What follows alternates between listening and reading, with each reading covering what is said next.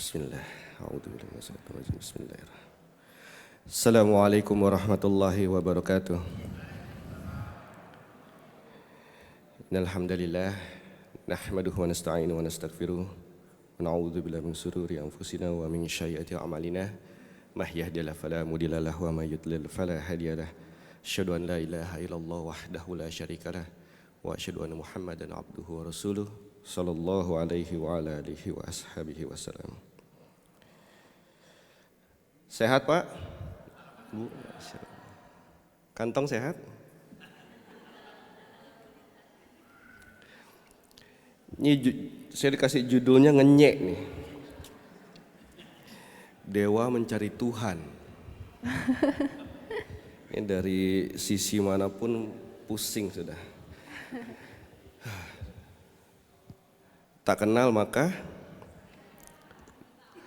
ta'aruf, main sayang-sayang aja.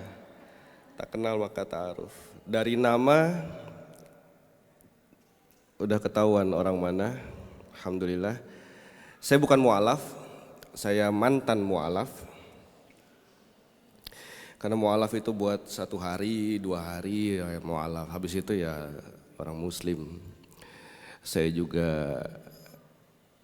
tidak pernah masuk Islam. Jadi yang betul kembali ke Islam.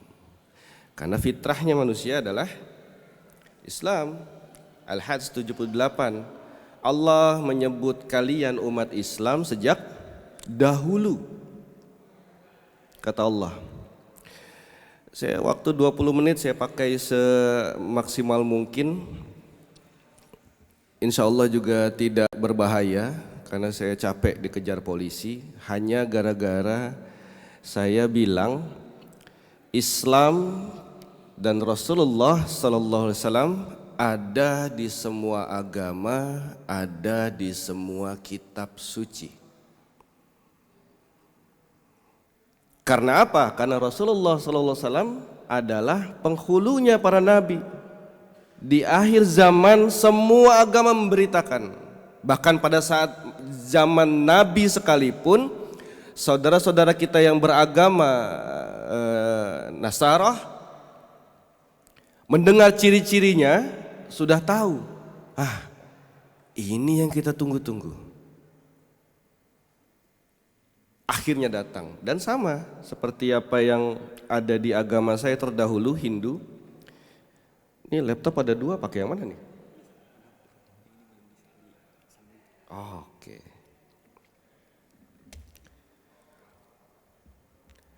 Nanti saya kasih kuis pertanyaan, yang bisa jawab dapat laptop ini ya. Ya, nggak apa-apa saya kasih, bukan punya saya soalnya. Bismillah. Saya besar di Bali, lahir di Bali. Orang di Bali itu memang mayoritas adalah beragama Hindu, tapi selalu disebutkan terangkai. Maksudnya terangkai itu gimana? Hindu Bali, pasti selalu disebutnya seperti itu.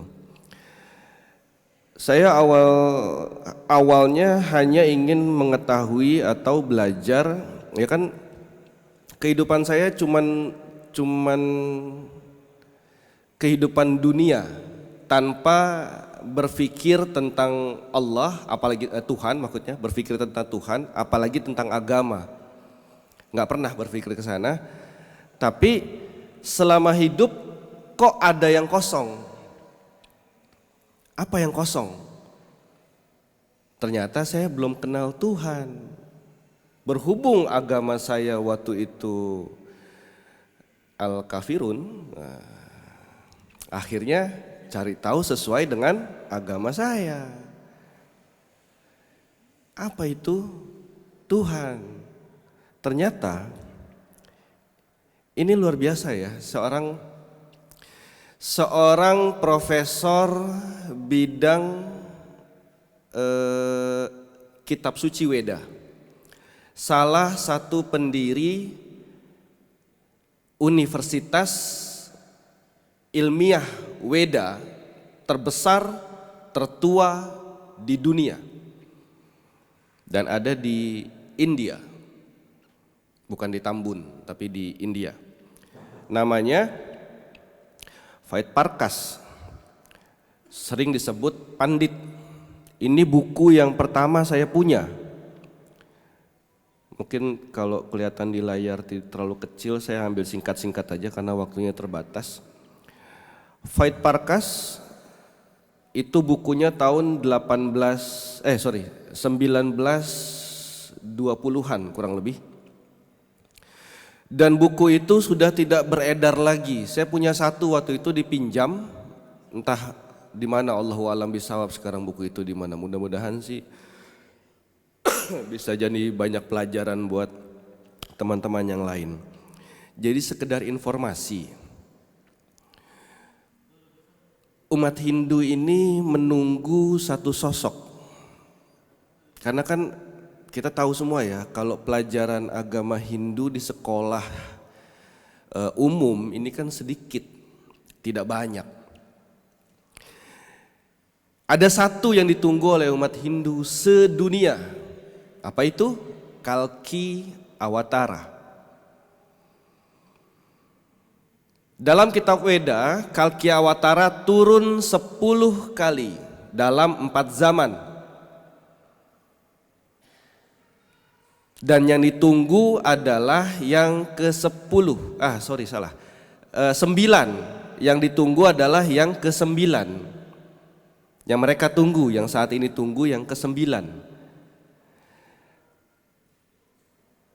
Sudah 8 kali Kalki Awatara turun ke dunia. Apa itu Kalki Awatara? Kalki Awatara itu adalah penjelmaan Tuhan, atau bahasa orang Hindu di Weda itu penjelmaan Wisnu turun ke dunia.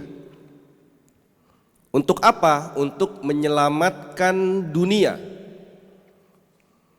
Dan dia akan datang pada zaman Kali Yuga. Namanya gitu, zaman Kali Yuga. Apa zaman Kali Yuga? Zaman di mana banyak peperangan, banyak bencana, banyak fitnah. Dia akan lahir. Bagi umat Hindu, dia belum datang bagi umat Hindu. Tapi di bukunya Vait Parkas mengatakan dia sudah datang. Dan yang dimaksud siapa? Rasulullah sallallahu alaihi wasallam. Apa artinya Kalki Awatara? Kalki Awatara ada artinya itu utusan terakhir. Dan Kalki Awatara punya nama. Dalam kitab Hindu nama Kalki Awatara adalah Narasangsa. Narasangsa artinya yang terpuji. Apa ciri-cirinya? Ciri-cirinya lahir di bulan Mahdab. Kalau di Hindu artinya itu bulan ketiga, Mahdab. Tidak disusui oleh ibu kandungnya. Berperang dengan 4 sahabatnya.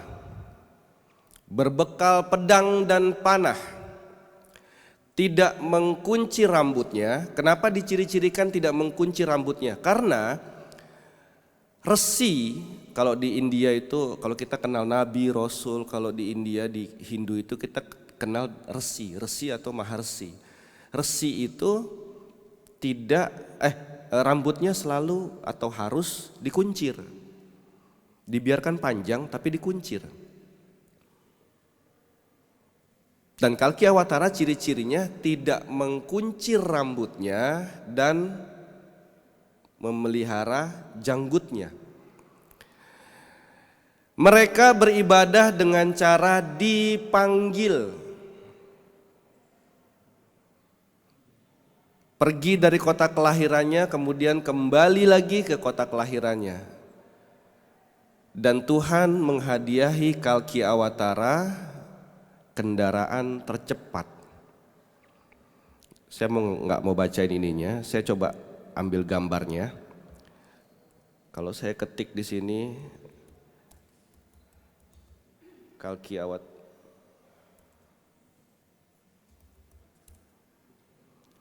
ini Kalki Awatara, kelihatan di monitor?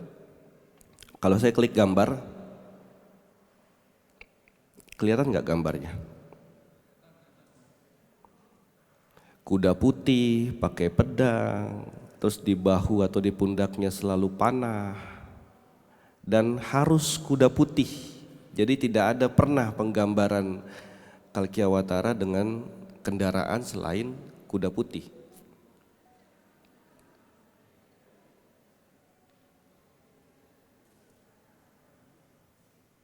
Ini awal saya belajar tentang agama saya. Kemudian saya melihat, waktu itu saya di asrama, semuanya beragama Hindu. Ya karena di negara lain gitu ya, kan kepinginnya jalan-jalan, kita jalan-jalan yuk kemana gitu. Selalu ngajakin saya, yuk jalan-jalan. Nah, terbiasa saya di budaya saya di Bali, itu ada namanya Trisandil. Burbuah suahtat sawitur wareniam bargo diwasyuh dioyunam prancodayat. Jadi ibadah itu dalam 3 waktu. Jam 6 pagi, jam 12 siang, jam 6 sore. Kita kenal dengan nama Trisandia. 3 peribadatan, 3 kali peribadatan. Mereka ngajak sore, yuk jalan-jalan. Saya bilang, tak dulu, saya ibadah dulu, nanti habis ibadah, baru kita jalan-jalan. Sudah gitu saya sembahyang ibadah. Selesai ibadah mereka tanya, kamu ngapain? Saya bilang, saya berdoa, saya ibadah. Mereka nanya lagi, ibadah apa itu? Saya bilang, ibadah Hindu. Terus teman saya bilang, kami ini Hindu semua. Karena macam-macam, ada yang dari Sri Lanka, ada yang dari Bangladesh, ada yang dari Nepal, banyak. Kami ini Hindu semua, tapi enggak ibadah kayak kamu katanya. Bingung enggak? Ini kan Cibubur ya, saya tinggal di Bekasi. Informasi penting Pak, di Bekasi sholat zuhur 4 rakaat. Jadi bukan gara-gara Bekasi panas tuh dikurangin jadi 2 rakaat gitu, enggak. Sama, dan bahasa Arab. Nggak ada saya dengar di Jogja itu walet dolin injih, nggak ada, amin semua. Sama. Saya berpikir gini, kalau agama dari Tuhan, kenapa berbeda? Bapak Ibu sekalian, tahu tidak Hindu dari mana? Rahasia umum nih, Hindu dari mana? India. Coba sebutkan hari raya Hindu yang ada di Indonesia. Galungan, Nyepi, Waisak Buddha, Kuningan, Rasuna Said, apalagi? Ada sekitar 30-an. Tapi semua hari raya Hindu yang ada di Indonesia tidak ada satu pun yang dirayakan di India. Dan tidak ada hari raya Hindu di India yang dirayakan di Bali. Jangankan Bali dengan India jauh, Bali dengan Tengger Jawa Timur dekat tuh, beda. Bali Hindu yang ada di Bali dengan Hindu yang ada di Jawa Tengah, Hindu yang di Lampung, Hindu yang di Banjarmasin, Hindu yang ada di Samarinda, Balikpapan, beda semua. Saya logika gini, satu kelas banyak siswanya dikasih pertanyaan satu, dikasih soal satu, tapi setiap siswa jawabnya beda-beda, suka-suka dia saja. Kira-kira yang benar yang mana, yang lulus yang mana? Itu berbeda dengan Islam. Umat Hindu, rata-rata umat Hindu tidak boleh baca kitab sucinya. Nggak boleh. Kecuali dia sedang belajar atau menuntut ilmu tentang Weda. Kalau umat Islam sama tidak? Sama tidak? Sama. Kalau umat Hindu tidak boleh baca kitab sucinya, kalau umat Islam kitab sucinya banyak tapi nggak dibaca. Dikasih tahu sama ustadznya one day one juz, wah kebanyakan ustadz, baca WhatsApp 5 juz dia.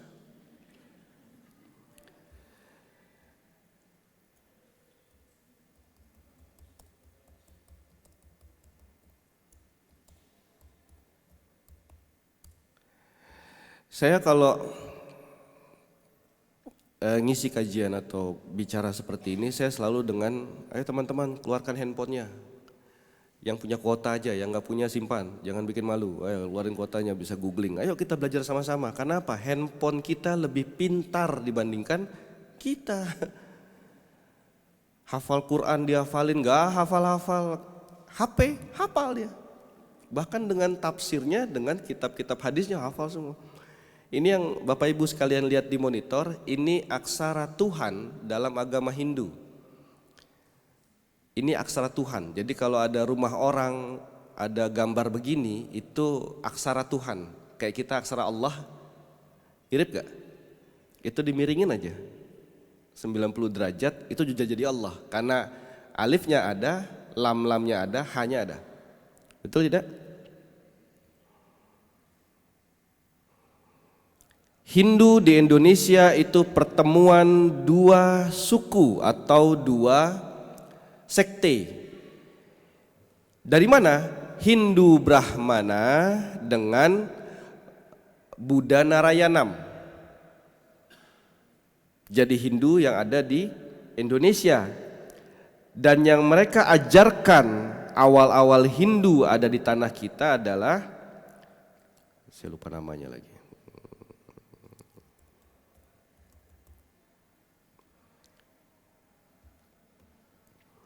adalah Bhairava Tantra namanya. Bhairava Tantra. Masih ada nggak sampai sekarang? Masih. Kalau kita kan kenal rukun Islam, rukun iman, betul? Nah ini rukun Islamnya ya, begini. Apa itu? Nanti saya jelaskan.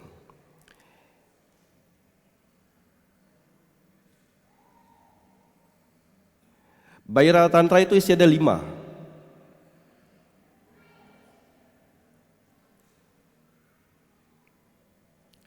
Lihat. Bhairava Tantra merupakan bentuk sinkretisme dari Siwa dan Buddha. Berfungsi untuk menjaga kewibawaan penguasa. Maka dari itu Hindu mengenal ada namanya kasta. Tidak bisa dicampur. Hei kau orang rendahan, kamu tidak boleh bercampur dengan yang kastanya lebih tinggi. Saya satria. Satria itu kedua, kasta kedua. Karena kasta pertama itu kasta pendeta. Kasta pertama itu dari ibu saya, kasta kedua itu dari ayah saya. Jadi saya karena di Hindu Bali itu patrilineal, mengikuti garis keturunan ayah, jadi saya ikut bapak. Baca enggak? Ritual seks bebas. Kayak kita baca Syiah ya. Sama. Karena yang mereka lakukan ini. Itu satu. Dibolehkan? Boleh. Silakan. Monggo, lanjutkan. Bhairava Tantra. Kemudian yang kedua itu adalah, wah ini enggak lengkap ini. Yang kedua itu silakan minum apapun. Apa aja. Mau alkohol, topi lurus, anggur cap apel, apa pokoknya semua silahkan. Silahkan makan apa saja.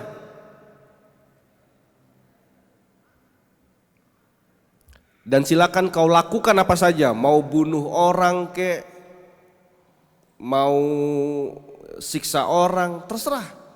Pokoknya lakukan apa saja. Terserah. Kedengarannya kejam ya. Tapi tujuan Bhairava Tantra atau apa? Moksa di dunia. Apa itu moksa di dunia? Bosan. Jadi sudah terbiasa lihat wanita, sudah terbiasa minum apa saja, terbiasa makan apa saja, terbiasa lakukan apa saja sampai bosan. Kalau sudah bosan baru ingat ibadah. Itu yang terjadi dan sampai sekarang ini masih dilakukan. Makanya saya bilang saudara-saudara kita yang di luar Islam, yang bukan Islam, dia seperti dibebaskan. Dia seperti dibebaskan. Kenapa? Sudah, nanti dia biarkan dia muda, senang-senang, biarkan dia enggak ke rumah ibadah, enggak apa-apa, sudah. Oh, dia pacarnya sana sini apa segala macam. Biarkan. Harapannya apa? Dia bosan. Kalau sudah bosan jahat, sudah bosan bebas, sudah bosan melakukan apa saja, sudah bosan dunia, nanti dia cari Tuhan sendiri. Itu masih diwariskan sampai sekarang dari zaman dahulu. Coba saya ketik.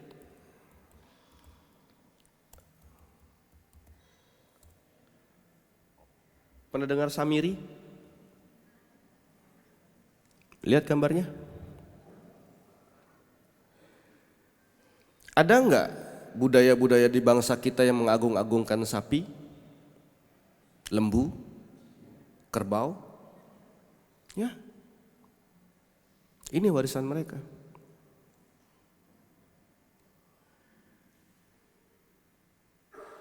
Dan mereka masih bilang, saya bukan berasal dari agama pagan. Saya nggak setuju sekali kalau ada istilah agama samawi, itu nggak ada. Nggak ada agama samawi, agama Yahudi, Nasrani, Islam, nggak ada. Islam hanya satu agama yang diturunkan Allah, Islam. Siapa yang membawa Islam? Siapa yang membawa Islam? Kalau ada yang jawab yang bawa Islam adalah Nabi Muhammad Rasulullah SAW, itu salah besar. Kalau agama Islam yang bawa Nabi Muhammad, Nabi Adam apa agamanya? Nabi Nuh, Nabi Soleh, Nabi Musa, Nabi Daud, Nabi Isa. Bahkan syariat sholat itu pun bukan Rasulullah SAW yang bawa. Sholat 5 waktu iya, tapi pekerjaan sholat, pekerjaan para nabi, pekerjaan para rasul. Mau bukti? Kita buka, coba yang punya HP, buka surat Maryam.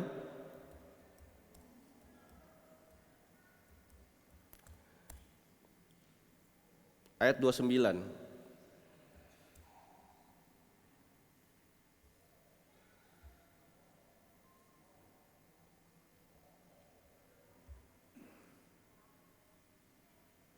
Sudah ketemu?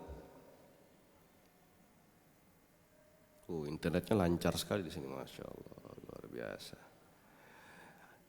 Qala Isa, aku Isa. Isa berkata,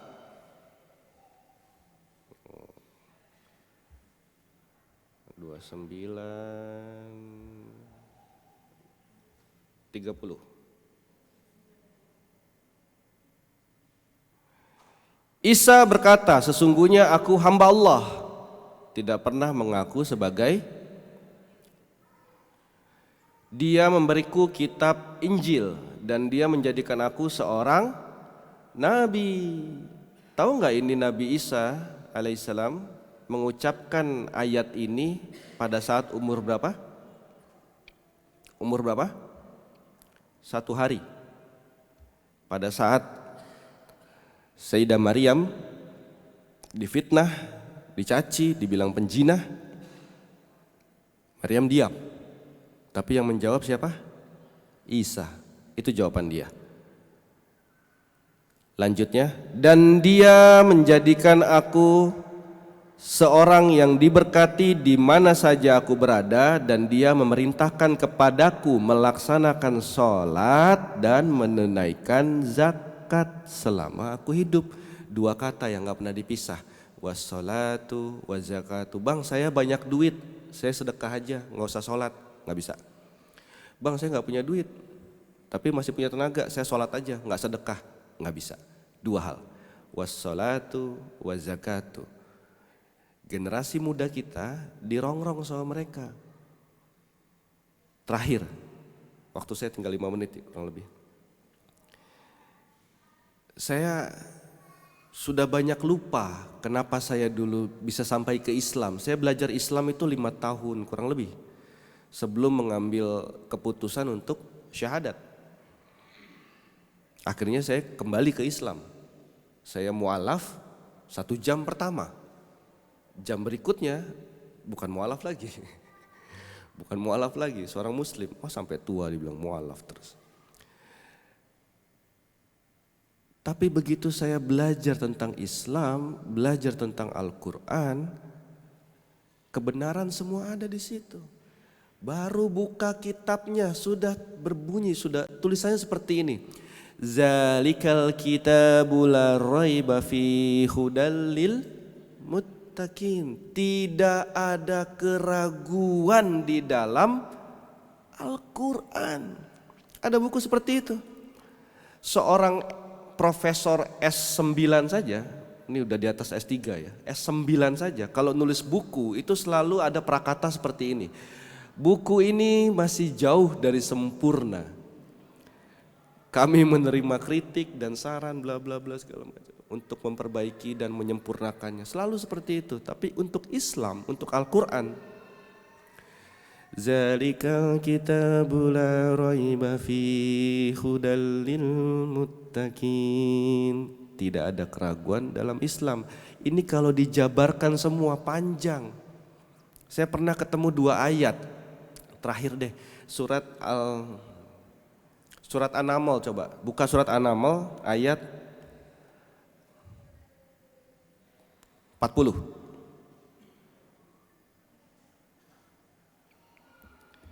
Surat An-Naml ayat 40.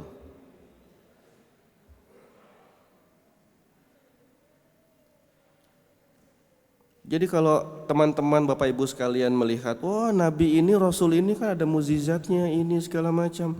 Mukjizat Rasulullah SAW Al-Quran yang terjaga sampai nanti kiamat. An-Naml ayat 18.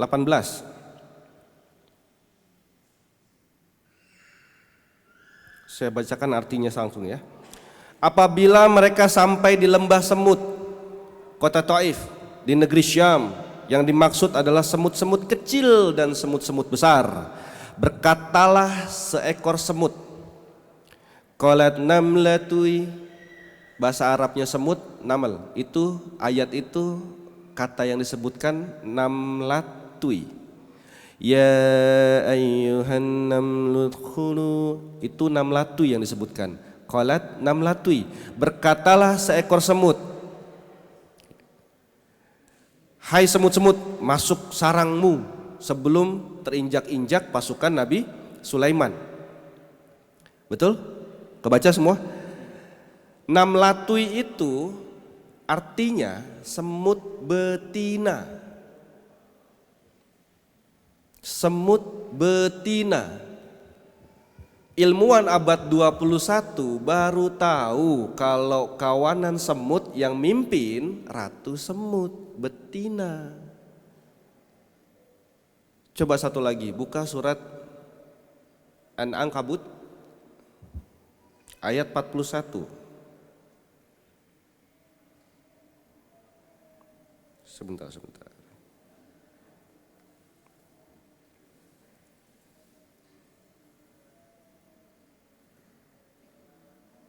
Sudah ada yang ketemu? Surat Al-Ankabut. Kadang seorang nanya itu, Bang, emang ada surat Al-Ankabut, bukan Al-Ankabut, An-Ankabut.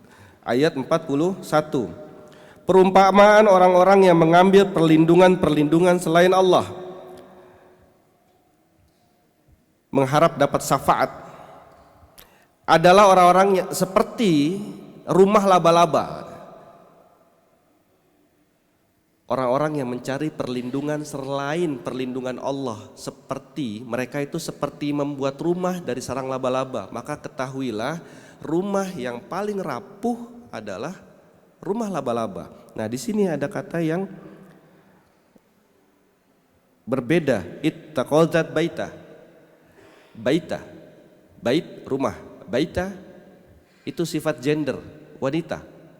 Jadi yang bisa bikin jaring laba-laba hanya laba-laba betina, jantan nggak bisa. Makanya Spiderman salah itu. Jangan-jangan transgender. 2 ayat tadi Nabi tahu dari mana? Kalau semut yang mimpin betina dan yang bikin jaring laba-laba itu hanya laba-laba betina, Nabi dari mana tahu? Apa Nabi nonton Animal Planet? Discovery Channel? Lah, dari mana? Allah. Ini baru 2 ayat. Belajar Quran, memahami Quran itu seperti menyelam di dalam air, di dalam laut. Makin dalam dia menyelam, makin kering rasanya, makin haus, makin dahaga. Cara kita komunikasi dengan Allah dengan membaca Al-Quran. Cara kita berkomunikasi dengan Allah dengan baca Quran. Bukan bikin status di Instagram, tapi membaca Al-Quran. Itu pertama. Kedua, ibadah kepada Allah adalah solusi buat manusia. Ibadah kepada Allah adalah solusi untuk manusia. Karena apa? Karena Allah ciptakan jin dan manusia tidak lain dan tidak bukan kecuali untuk ibadah.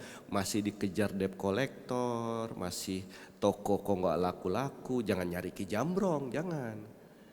Kok jodoh nggak datang-datang, jangan masuk aplikasi, jangan, cari Allah. Allah mudahkan semua, Allah kirimkan semua. Kalau ada pertanyaan nanti lewat Instagram saya aja boleh, ketik aja Dewa Putu Adi, nanti ada foto kayak Tengku Wisnu, nah itu foto saya. Gak percaya? WhatsApp aja, WhatsApp, nanya aja di situ, saya jawab, insya Allah. Waktunya sempit, sudah selesai. Maaf tidak bisa panjang-panjang, maaf belum semuanya saya sampaikan. Maafkan saya juga kalau ada kekurangan, ada kesalahan, kalau ada kelebihan nggak apa-apa, bawa pulang aja, nggak usah dibalikin. Insya Allah bisa bertemu lagi. Saya berharap, kita berharap semua orang-orang yang ada di sini, teman-teman, Bapak Ibu sekalian yang ada di sini, insya Allah menjadi tetangga-tetangga di surganya Allah. Amin, amin ya Allah. Amin ya Rabbal Alamin. Dan kita berharap jika nanti Allah cabut nyawa kita, Allah cabut nyawa kita dalam keadaan sedang taat-taatnya kepada Allah. Amin, amin ya Allah. Subhanaka wa bihamdi, asyhadu an la ilaha illa anta, astaghfiruka wa atubu ilaik. Assalamualaikum warahmatullahi wabarakatuh. Waalaikumsalam warahmatullahi wabarakatuh.